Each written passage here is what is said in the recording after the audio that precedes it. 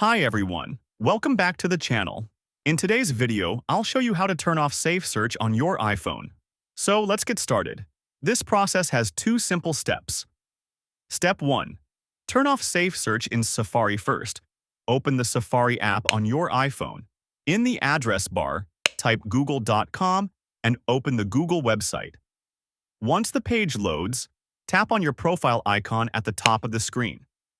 Now, scroll down and tap on SafeSearch. Here, simply turn off the SafeSearch toggle.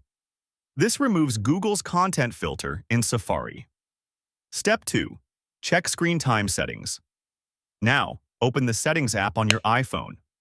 Scroll down and tap on Screen Time. Next, tap on Content and Privacy Restrictions. Make sure the toggle is turned on, then tap on App Store, Media, Web, and Games. From here, tap on Web Content and make sure it's set to Unrestricted Access. This ensures iPhone system restrictions aren't blocking content. And that's it. If you found this video helpful, don't forget to like, subscribe, and hit the bell icon for more tech tips.